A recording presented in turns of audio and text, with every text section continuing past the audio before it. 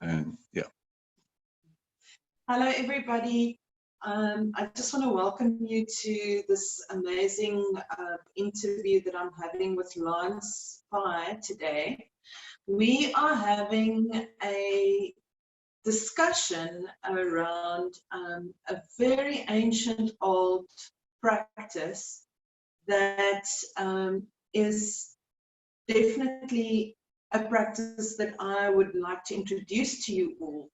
And let's find out a little bit more about somebody who's been practicing this for many, many years. So the practice is the practice of Qi Gong. And many of us know Qi Gong and have practiced or have tried Qi Gong, but I think the majority of us don't actually really know what Qi Gong is. But before I carry on with this, I would like to just welcome Lance. Hi, Lance. Welcome to today's interview, and thank you for talking to me. Yeah, no, absolute pleasure. Hi, Sanette. Yeah, thanks for having me. It's always a pleasure to chat to you as well. Yeah, Lance and I are very, very old friends, and yeah, we've come a long way in this in over many years. And many years ago, I think it was probably like 11 years ago, Lance, you were already, or 12 years ago, you were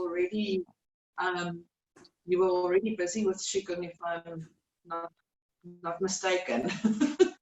Yeah, I think I mean, my initial introduction to Chi Gong was way back, probably when I was in standard 6, when I started doing martial arts, and one of my kung fu's instructor actually approached me and pulled me aside, and he kind of started to introduce me to it, and then it just got its grip on me, and since then I've never looked back, you know.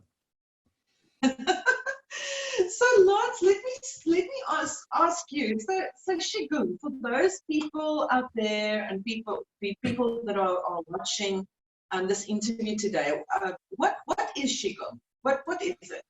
Okay, so I think there's a lot of ways that you can explain it. So let me just make it a little bit more personal and just kind of give a really powerful analogy for me. But, you know, the word Qi sometimes is translated as energy. But for me, I would like to maybe just for today's purposes, just call it the sap of life.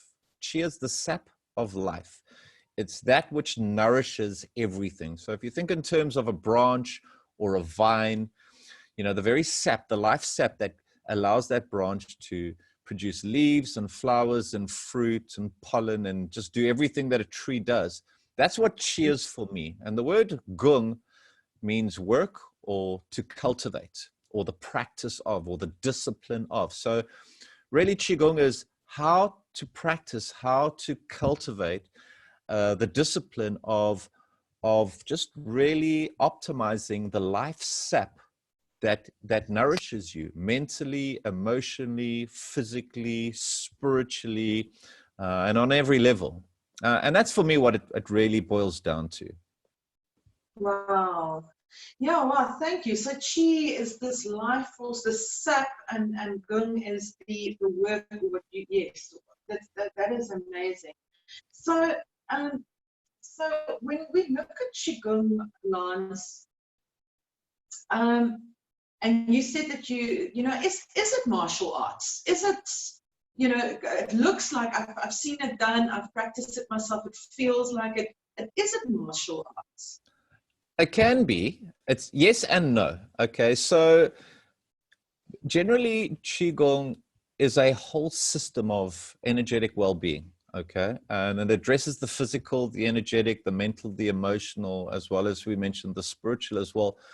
But when you go into the East, which, you know, they've obviously been the real sort of forerunners as far as exploring that territory. You know, in the West, we're very much exposed to stuff like Tai Chi or Bagua, which is kind of like your soft, more internal forms of martial arts. And so there's a very strong association with Qigong as being a martial art. But in reality, Tai Chi or any form of soft martial arts really just plays a small facet or sliver of an overall system of Qigong. Qi Gong can be applied to harder martial arts disciplines, which is kind of like your, iron palm techniques and iron shirt Qi Gong and things like that, which very, very aggressive martial arts do utilize Qi principles and the understanding of how Qi works for martial purposes. But Qi Gong is a lot bigger than just a martial arts. There's a lot of Qi Gong that is just very, very, there's no movement whatsoever. It's just stillness, and it's actually called Nei Gong, which is internal work or internal cultivation. And then there's various external forms of Qi Gong, which look very Tai Chi-like, but there's very little martial, or there's no martial arts applications to it. But the movements are very almost dance-like sometimes. So yeah, so there is a relationship with it, and it has been combined because combining Qi and martial arts has been very much part of the history and the culture of, China and Japan and those sort of Eastern cultures as well. But no, it's not exclusively a martial arts. Okay, so talking about the movements, the movements in the body. So from my side and from the side where soul always looks at any tool, any form of empowerment, as we look to empower the body, the mind, and obviously the soul or the spirit. So from a body side, we see there's these movements that take place. There's obviously some in a lot of the video clips. What I've noticed is that there's even classes that you give on breath work, different kinds of breath. Do you want to go into that a little bit more? Give us a little bit more information about the breath work. Okay, so let's talk about. So we've got a couple of. I like to call it like a tool set that we have in Qi Gong that we utilize, and this will kind of engage the body, the soul, and the spirit or the mind side of things. So, obviously physical movement is very, very important. I mean, just by moving your body in certain ways, particularly slow movement, you have a very, very powerful way of being able to stimulate the flow of Qi through the energy meridians in the body.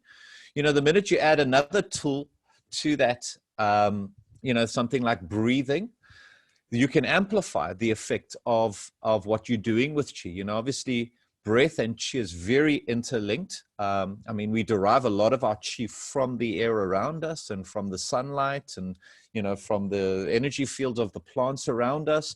And so breathing is one of the ways of being able to absorb the Qi. I mean, even in breathing, when your out breath would be considered yang, which is the expression or the releasing of Qi. And when you're breathing in, it's the absorption, it's the yin aspect of absorption of Qi. So you can affect, the Qi state of the body, depending on whether, if you're breathing out for longer and your attention is focused more on the out breath, you can actually create more of a yang effect in your energy field. And if your focus is more on the in-breath, and the in-breath is maybe longer and more mindful than the out-breath, you can actually shift your Qi into more of a yin state. And then we've got the aspects of the mind, our intention, and then also amplifying our intention by visualizing certain images and then engaging our emotional responses and feelings that can also, once again, just add to the sort of the tools that we're using to affect the Qi in our body and the Qi around us. Yes. So yeah, so you've got all these different sets. You've got the body, you've got the breath, you've got your intention, you've got your visualization, I like to call it childlike imagination. You've got your feelings and emotions that you can engage.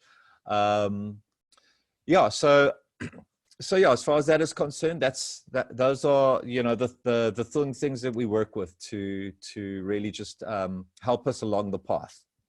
Yes, and then last, thank you for that. And then something else that I noticed watching one of your videos is with the movement of the body. There seems to be this thing with the gaze or with the eyes, where the eyes follow, or the eye movement. Can you explain to me what this is all about? Okay, yeah, that's a very interesting one, which in the beginning, a lot of this isn't maybe spoken about in the beginning stages, but as you kind of get along with the whole Qi Gong practice, you start realizing that there are three powers. There's mind, heart, and eye power. So just focusing on eye power, the eyes are a very, very important sense that we use. Obviously, where you focus your eyes, where you focus your attention is where your Qi flows. So the eyes we use in many different ways. You know, besides the eyes, just on a very practical level, is connected to a very, very rich network of nerve systems or that wire into the left and right hand side of the brain and connect to your entire nervous system in the body. There are things that we do with the eyes that can really also affect what you're doing with the Qi. You know, to give you some examples, you know, for instance, you can focus on a very, very specific point. And really looking at that single point, you can really focus your Qi. The minute you go into peripheral vision, where you open up your vision and you kind of look at the whole room at once, it changes the way your Qi is operating, okay? And it's more of a diffused effect of Qi. So if you want to focus Qi like a laser beam, you would focus your eyes, you would focus your attention very, very concentrated. The minute you relax on it, the Qi kind of spreads out and opens up a little bit. There's other things that you can do with the eyes.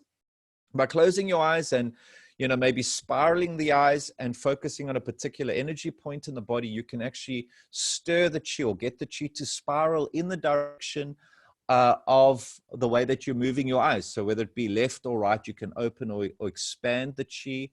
You can, for instance, as well, you know, when your eyes are open, you can release Qi or absorb more Qi in through the eyes. When you close your eyes, it becomes more yin focused. I mean, for instance, very often when I'm working with the morning sunrise and absorbing, or what they sometimes call sun gazing in the evenings when it's full moon, particularly, it's quite good.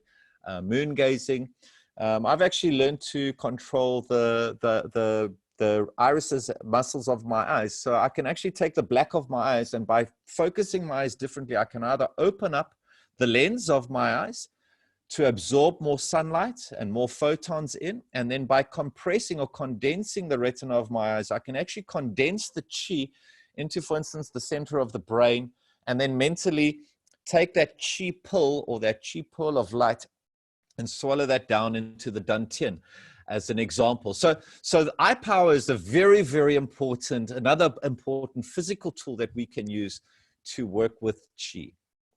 I mean, in other systems, you get things like soul gazing, where people look into each other's eyes for an extended period of times, and you actually begin to almost calibrate energetically to that person, and you can have a very, very powerful experience of union or of oneness with that person. You know, maybe it's a form of emotional or intellectual telepathy, even, where you almost sympathize with that person or empathize with that person. So the eyes are very powerful. You know, they don't call it the windows of the soul for nothing.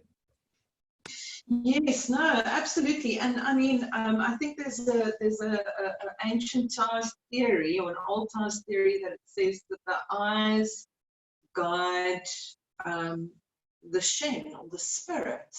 So the eyes, yeah, the eyes guide the spirit. So you know, and all of this work is that we're doing, and is really to empower ourselves, and the only way to do that is for us to look within, and to not just look within, but to go within in the present moment, and to be with ourselves, and to sit with ourselves, even if it's with sitting with situations or with things in ourselves that make us very uncomfortable, you know, and just to be with that.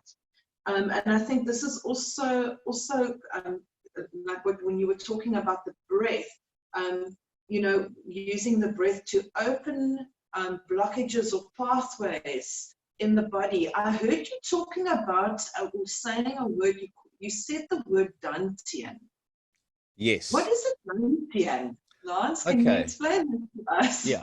So a dantian is not too far off from what most people would understand as a chakra. It's an energy center, but it's almost like a, you know, you get like a small running program, like maybe an app on your phone, and then you get the operating system.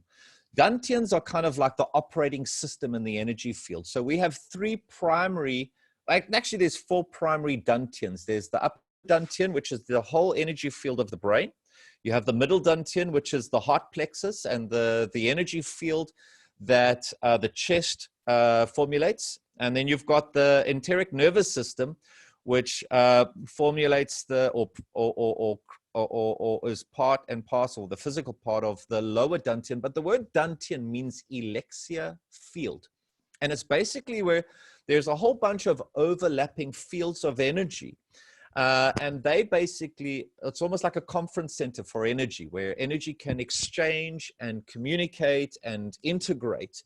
And so we do a lot of work in the dantian. Another way of looking at a dantian is to consider it almost like a cauldron, you know, like a witch's pot, where you brew your different forms of chi to create different effects. So there are three primary sort of forms of chi, so to speak, or of chi. You know, you've got your jing. Jing basically, when translated, means essence, you know, so it's your essential energy, you know. So and that's kind of the raw based energy that you have would be your jing. Okay. And then as you do cultivation, you would then refine that jing into what they would call chi, which is your bioelectromagnetic energy. And then if you refine it even further, you end up with what they call shen, which is a very refined light, almost basically your spiritual a form of chi. I mean, all chi is chi, but the dantians, the lower dantian deals primarily with jing, the middle dantian deals primarily with the chi, and then the upper dantian deals with the more refined energies of shen, which is your more spiritual, more subtle types of energy.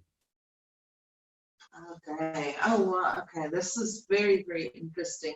I'm just, you know, I'm just looking or listening to these. It sounds like Qi Gong really goes, well, we knew that it goes really deep, but it really is almost not just something that you can practice for your body, but that you can also really use to go into yourself and from a body, mind, and soul perspective, and really use this as a tool to get to know yourself, you know. And this is the big this is one of the things that I believe in my life, and practice in my life, is this, you know, is know thyself, and knowing myself, going within myself, because I, you know, with the world that we live in, if we want to serve our world, and if we want to aid or do anything to help our world, the only place where we can actually start from is that world that is within us, which is basically a reflection of the world without. So Yeah. Out there I can't do much, but in here I can do so much that will affect what's going on around us. So basically changing or serving the world around us really starts within us, and serving ourselves through this. So, you know, Yeah. so doing Qi Gong and practicing this ancient art is really about way more than just doing a few breaths, or breathing a little and making a few and flapping your arms. Yeah. Yeah. Yes.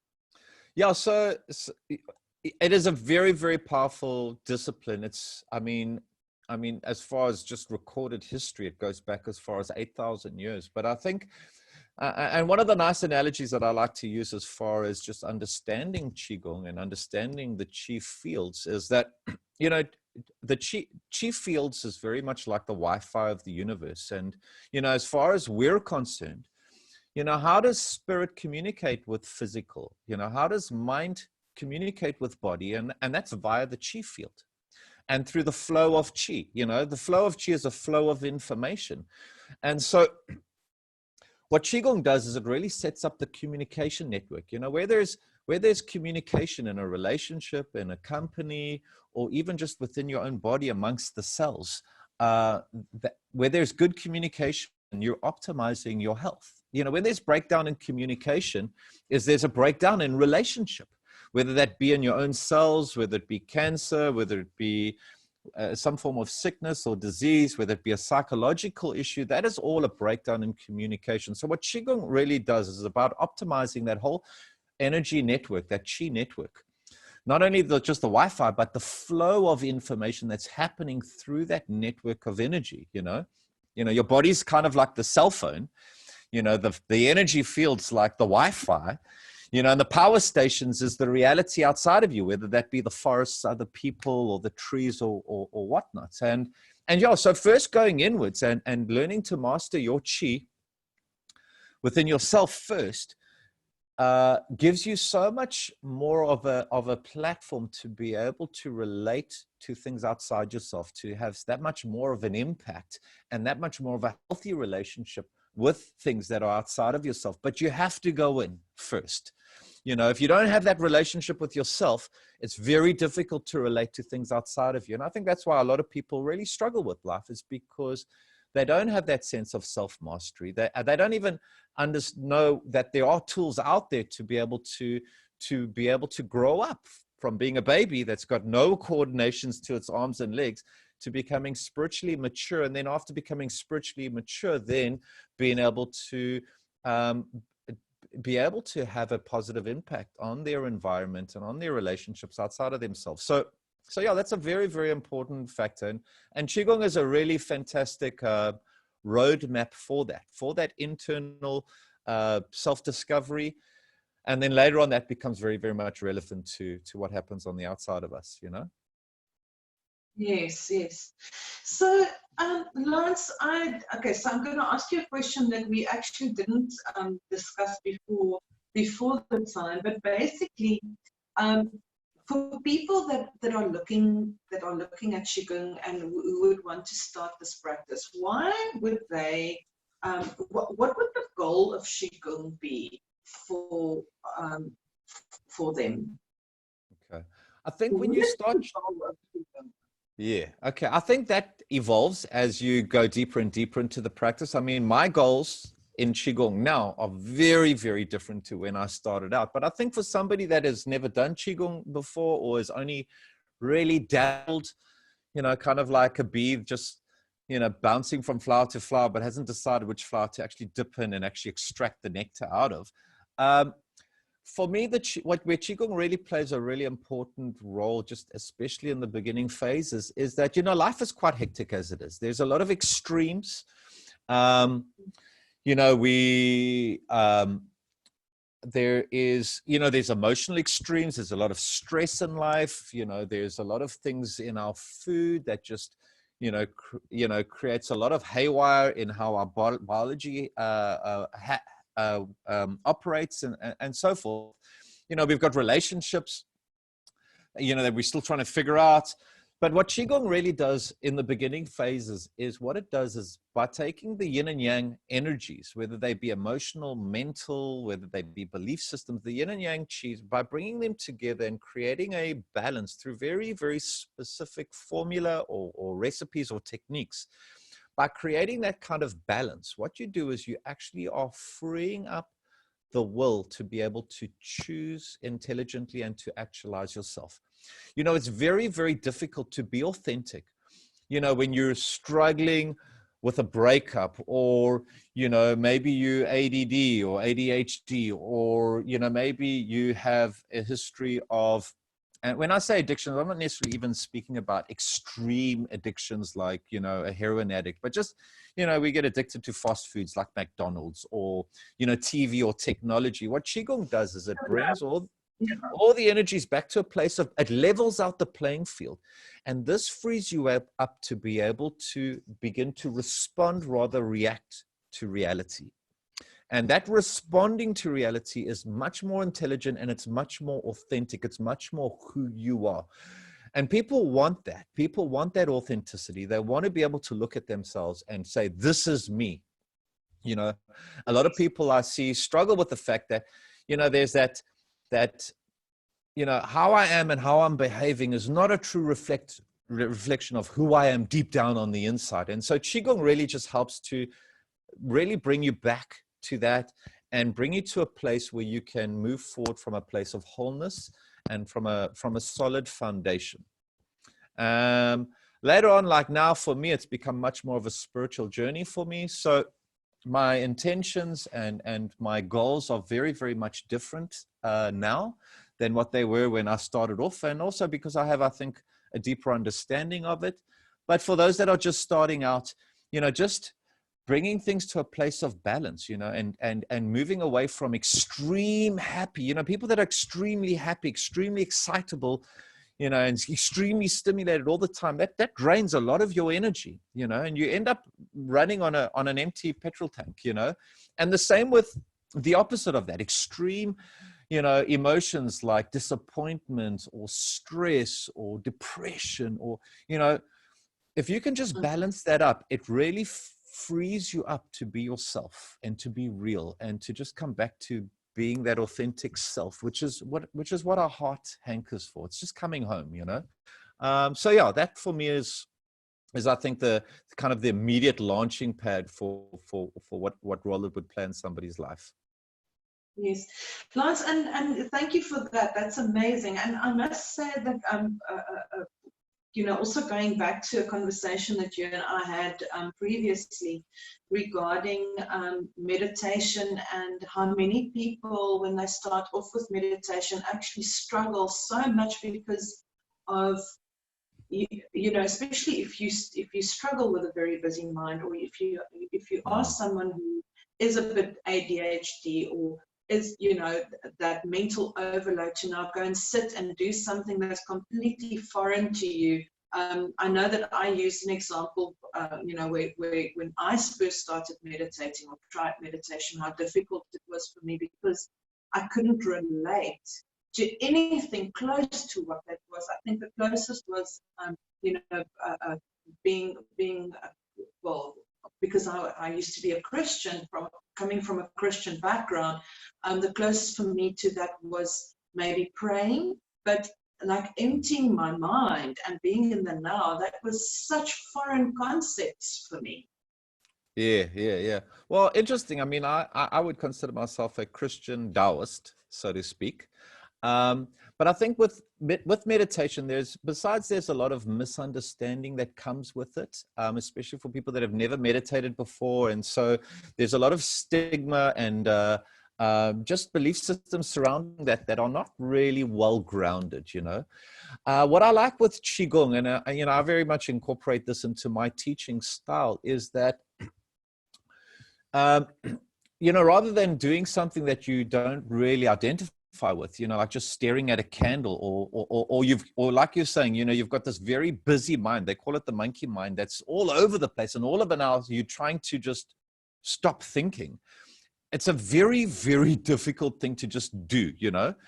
I think all the cogs just start kind of, and you know, the spring starts breaking out of the head and whatever. But one of the things that I do, and this comes from, again, just learning on how the mind works, is by using imagery and visualizations that really connect with you. You know, you can sit there and try and go into a meditative state, and you can use a technique that really just doesn't hit home, you know, versus, you know, if you're an animal person, you know, you can just sit there and close your eyes and think of, you know, back when you were, you know, 8 or 9 years old, the first puppy that you got, and, you know, and you would walk around and it would fall asleep on your chest, you know, and you, the more you just kind of entertain that thought, you know, within a very short space of time, you've already changed your state of mind, your consciousness, by connecting with something, a memory that had a tremendously powerful and positive emotional impact on you.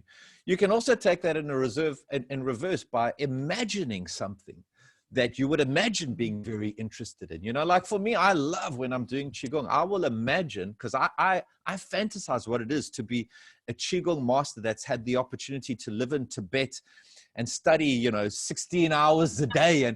And when they do a Qi Gong form, I just imagine what they would be feeling, you know.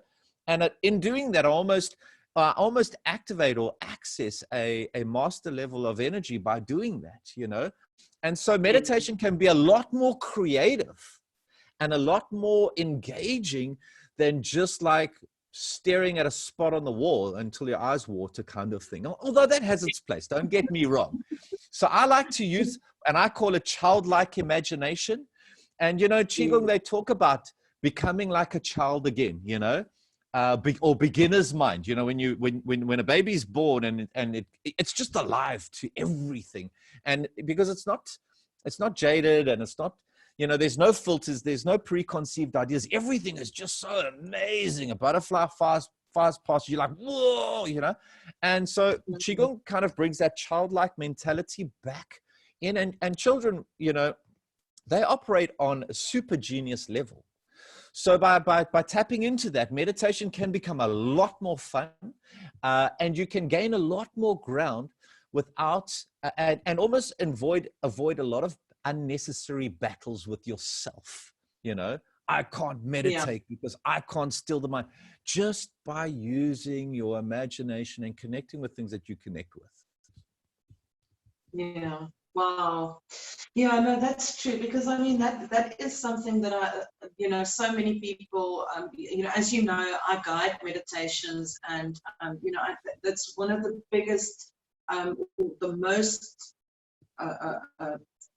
well, the biggest request subjects is, how do I do this? Because I struggle, I can't meditate. This monkey, like you called it, the monkey mind, is just, you know. And I think if people that struggle to sit and meditate and quieten that mind, maybe Qigong is a different way, or a tool for them, then through movement, and to then quieten that mind, and Yes. how to focus the mind. Because something that you said earlier on that really drew my attention was, you know, where your focus is where the energy flows. Is that what you said? Very much so. Yes, correct. There's lots of applications to that. Yeah. So, and depending on how focused your attention is, will depend on how powerful that river flows as well. So if you just, you know, giving 5% of your focus to something, your chi will be it'll be like a very small little stream. But if you really, really are concentrated, you know, it's like being ripped into a book. So you're so focused in that book that somebody can actually come up to you and ask you a question, and you're oblivious to it. You don't even hear it, you know, that kind of focused attention. That's where you can really direct chi. But also where you focus your attention, it also allows you to connect with different types of energy. So, you know, I've got a couple of favorite spots in and around about Cape Town. You know, Newlands Forest, I've got a particular spot there that I go to quite regularly, and I do my Qigong there. And even when I'm standing in my garden or in my room, when I close my eyes and I mentally go there, I can actually connect with the energy and the chi and the trees there, even though I'm not physically there, because there's almost like this quantum entanglement, or this relationship with that area that I've created by being there, and I'm familiar with it. And just by remembering it, suddenly I'm there energetically, and it is here energetically, so to speak. So yeah, where you focus your attention is where your energy flows. And it's also what energy you're connecting with. So focus is a very, very important thing, you know? Yes, wow. You know, because I mean, if you take it, I mean, you've used this in a very beautiful example of where now, while you're in lockdown, obviously you can't go to that beautiful space in the Newlands Forest, but because you are able to connect mentally and focus on that place and connect to that energy, you are there. But I mean, this is also something that we, you know, that we as people sometimes unconsciously do, where we connect to stuff that are not so nice, and we bring in that energy and we focus our energy on that. Yes. And therefore disempower ourselves, give our energy, flush it down the toilet if you want, for the Yeah. lack of a better term. Yeah. Yeah. A really good example of that would be people that are so used to, you know, they haven't acquired the skill of just being alone and being by themselves. You know, they need to be out there, they need to be stimulated, and now all of a sudden they're in lockdown now, and they feel trapped and they feel imprisoned, and that's really comes with a belief system that you are really just trapped here, not realizing that we're a lot bigger than just our physical bodies. You know, your energy fields expands way further than your body, and we are able to travel. I mean, this is going a little bit off of Qi Gong, but you know, I used to practice a lot of lucid dreaming, and you know, some people call it astral projection. I think it's more accurately called lucid dreaming, where you can mentally project to different places. You know, and I mean, I've experienced things that are outside of the body that are way further than where I'm at. And I've come back and brought back with me information that has been very, very, very accurate. You know, I mean, I came to Cape Town and I saw the tampon towers before I'd ever been to Cape Town. You know, I was there, I saw Table Mountain, and I saw those towers. So we underestimate, you know, how awesome that we are as you know, as the living beings that we are. But yeah, that we are not confined. You know, energy is connected all over. We're connected to the stars. You know, even with Qi Gong, you know, you can exchange and communicate with planets, and with the, you know, the North Star and the South Star, and, you know, with the moon, and you know, different constellations. All of those things energetically have an impact on your energy system. But how? Because their energy fields expand and overlap through us, and our energy fields expand out of our bodies and overlap with them. And so there's all these invisible relationships going on. That's why I use the analogy that you know, this chi field is very much like the Wi-Fi of the universe. And when you can tune into that, it's very, very difficult to put somebody like that in a prison and that they feel trapped, because there's a freedom that comes with that, you know. So, and I think that's ultimately a beautiful goal to have, is to be able to know that you're free no matter what. Yes, absolutely. Oh, Lance, thank you so much for saying that, because we are. The reality is that we are free no matter what, because of who we are and the way that we've been put together. We are such amazing walking miracles, and I almost want to, yeah, miracles and creators and magicians and, yeah, and manifestors. So I think we often downplay ourselves. Well, we've been programmed to downplay ourselves so much. And we've got so much, you know, so much of our limiting belief systems that weigh us down and make us so much less than what we actually are and what we're capable of. Yeah. So something I would like to just throw in there now, you're talking about, and this is again another goal of Qi Gong as well, is, you know, the more you start understanding that Qi operates on very specific principles. You know, nature comes with laws and principles that are very, very precise and very, very accurate. In working with Qi and understanding its nature and how to work with it and how to harmonize with the Tao, the way of things, the way of energy, the way of nature, your ability to manifest life is also is really enhanced. You know, there's 5 basic principles to Qi Gong.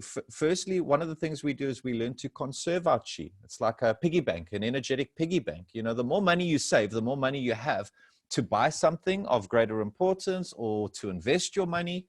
You know, secondly, we want to learn to transform Qi from one state into another. You know, you can have negative emotional energies that are not good for you, or negative belief systems. And by consciously knowing how to transform that energy into something that is, or recycle it, or, you know, we're in a society where we're all about recomposting our, you know, our potato skins and our tomato skins and everything, you know, replant. You can do that with your energy. You can transform your energy into compost, into energy that can be used, that can fertilize your energetic soil. Then there's the balancing of energy, you know, having the right amount of energy in the right places. You know, very often because of stress and overthinking, you know, our body ends up, or our psyche ends up borrowing energy from our immune system, and then we get sick because our energy is out of balance. So by conserving and transforming and balancing our energy, we lay a very nice foundation there to then begin to develop our energy and to build it up. You know, you can upgrade your 9-volt battery to a 12-volt battery so that you've got more energy to be able to No. accomplish more, you know. And then because also the problem is a lot of people will do energy exercises that will build up a lot of energy, but people don't know how to conserve it. And so as quickly as they build it up, it leaks out. You know, certain relationships are like that. You know, certain relationships that you're in are just constantly draining you because you don't know how to conserve. You don't have energetic boundaries to how you're dealing with people. So, and that's because you don't understand how to conserve, how to transform, how to balance your energy, and then how to build it up. And then once you've learned how to build it up, the next phase then would be learning how to express or to project your chi, whether you want to focus your chi into, you know, manifesting a business goal or a business idea, whether you want to use it for healing through massage or hands-on healing. I mean, there's so many applications. You want to use it to access creativity and create an artwork. There's so many ways. But when you understand how you're working with Qi, Qi becomes then a very powerful, conscious, there are conscious processes to being able to really manifest things in your life. And the more you master that, and the better you become at that, the better you become at creating your reality. Yes, that's true. That's true. And I mean, I think ultimately, that's a skill that most people that I know and around me, you know, this is almost like the elixir of life that everyone's searching for. You know, so Yeah. so but there are tools available to assist us to be able to, like you say, to be able to build up this energy, or harness this energy, and conserve it. And I mean, if you know, with Qi Gong teaching us how to do this, it's definitely a practice that that we all should be doing on a regular basis. So Lance, to start off a Qi Gong practice, how often would you say one should, you know, to start off, how often would you say one should do this? Like, would you say like every second day, just once a week, twice a week? What kind of advice can you give people out there? Okay, I would say that there's two kinds of people out there. There are some people that really need structure, and they like to have kind of like a calendar, and they need to schedule in very, very specific dates. I'm completely not that kind of person.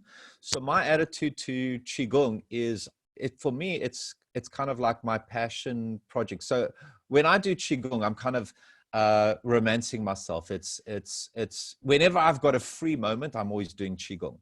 So I'm constantly interweaving it. You know, it's like when you fall in love with somebody, every spare moment, you know, when you're working and you focus, you're working, you don't have time to think about the object of your desire, of your passion, you know. But the minute you've got a break, the first thing you do is you start fantasizing about that person. That's my approach to Qi Gong, is that it's my fun time.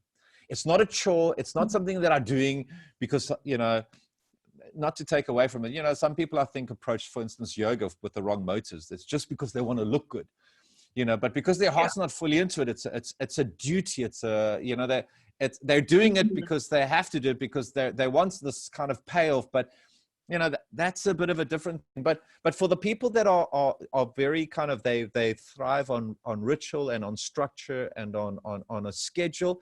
Absolutely. You know, a little bit every day, you know, in 20 minutes to half an hour minimum, you know, in the morning or at sun, you know, while the sun's setting. Those are kind of really optimal times to be doing Qi Gong. A good 20 to 30 minutes is good. I find if you're only doing it for 10 minutes or 15 minutes, you're only just starting to get into it.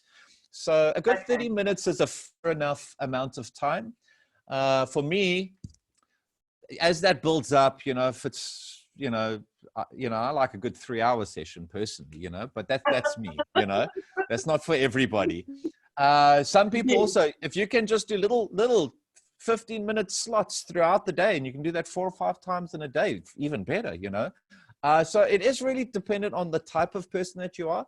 But the two extremes, you've got the people that need structure and they need to put it into their diary, and they, you know, and that works for them and that's what inspires them. And then you get the other people like me that don't work too well on structure and on ritual. And I would say their approach there is make it your fun time.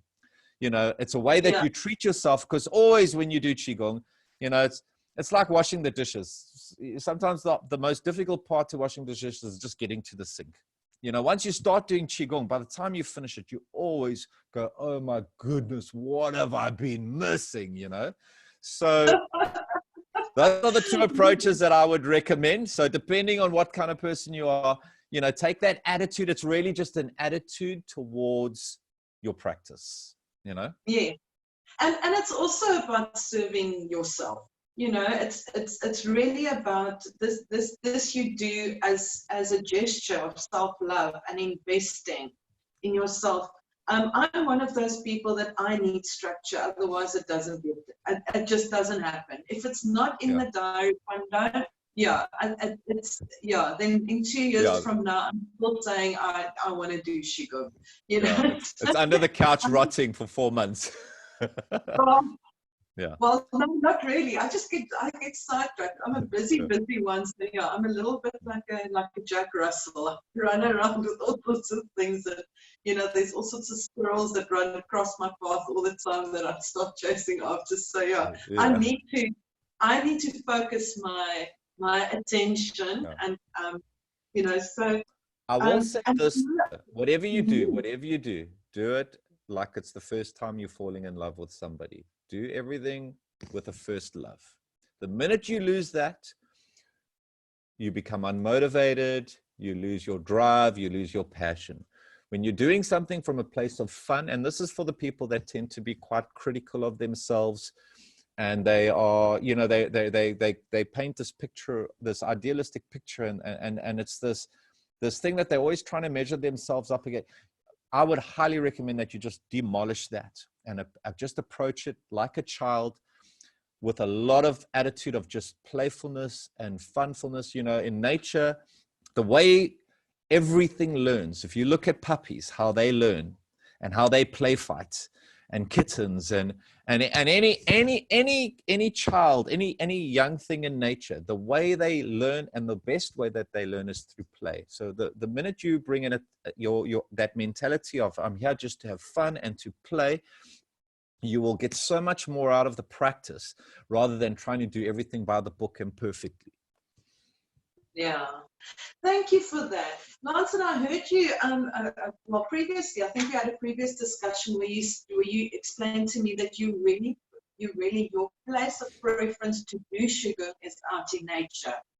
Yes. Hey, That's first prize. But I mean, if you don't have that opportunity, inside works as well. Like I said, your mind can go many places, you know, if you just close your eyes and you use that childlike imagination. But yes, there is something very special.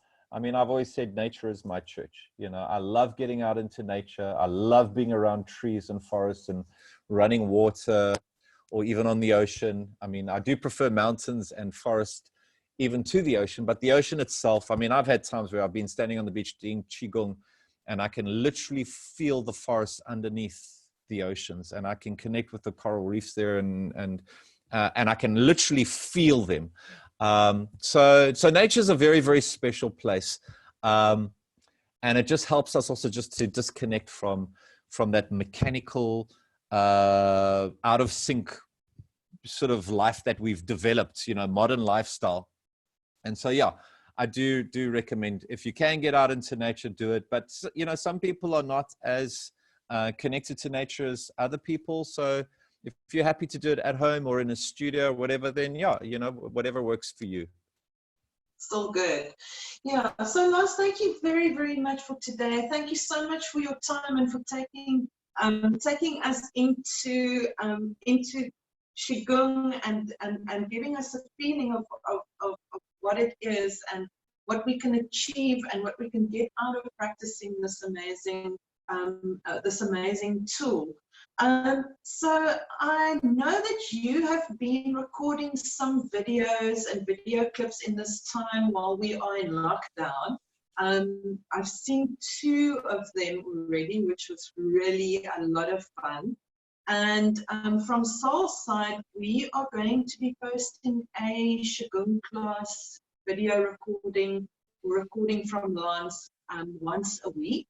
We're planning to do that.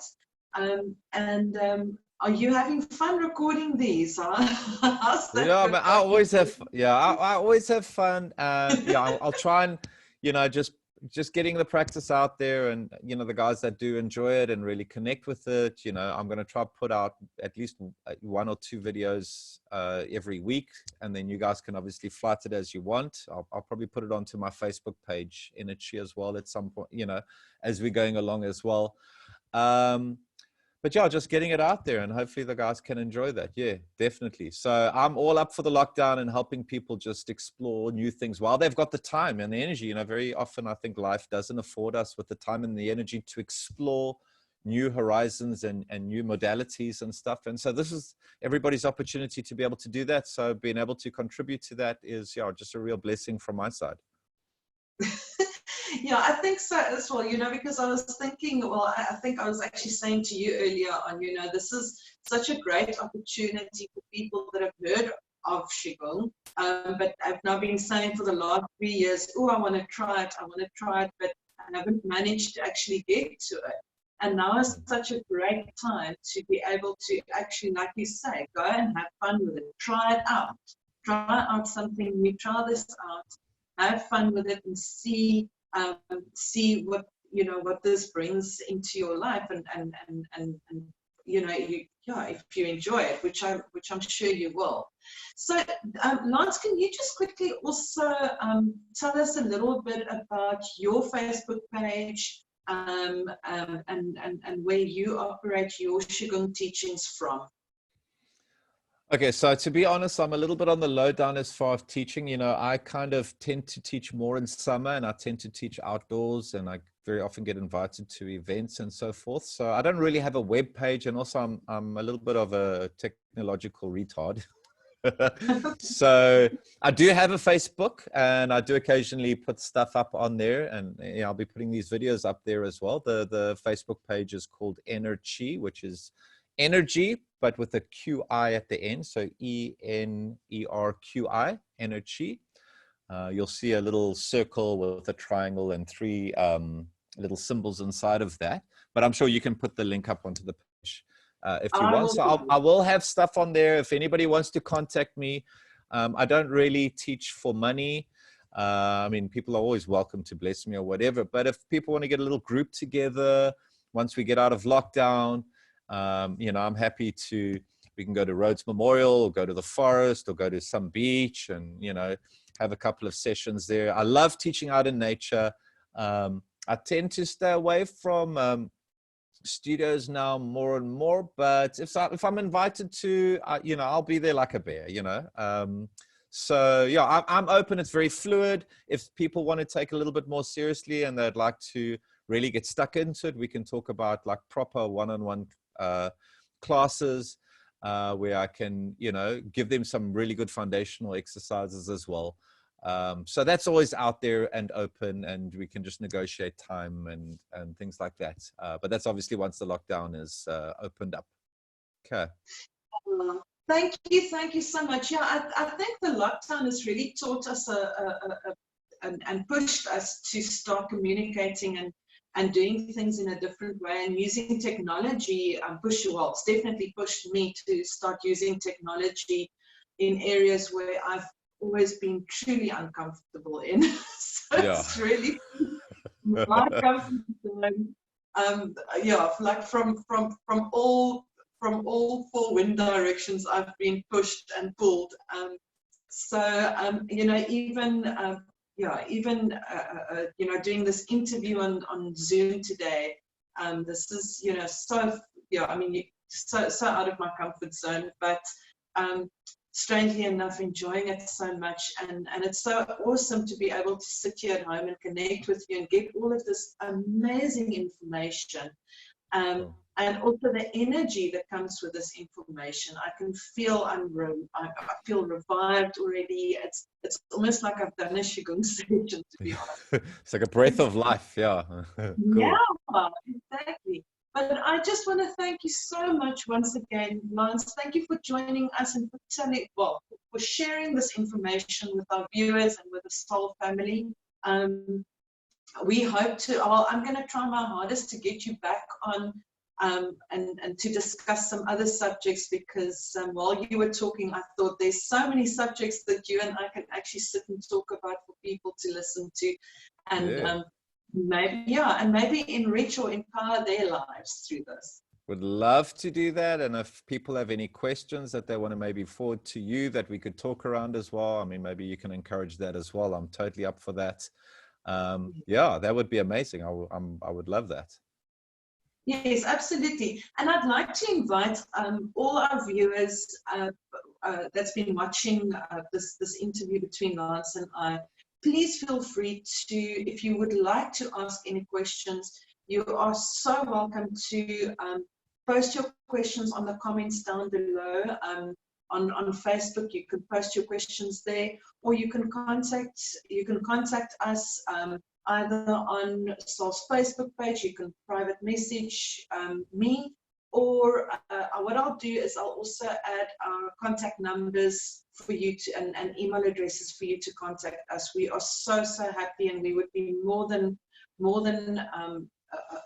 happy to engage with you and try and give you the best answers, or just engage in a conversation. That would be wonderful. Cool. So thank you so much, Lance. I'm going to say bye-bye to you, and also bye-bye to our listeners. Cool. Awesome. Such a blessing, Mansonet, and thanks again for having me on the show. Thank you, everyone. Okay, bye. Love you lots. Bye. Cheers, guys. Okay. Okay, cool.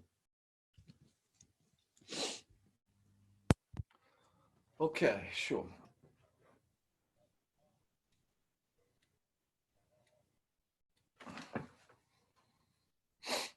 Okay, do you want your laptop, Angel?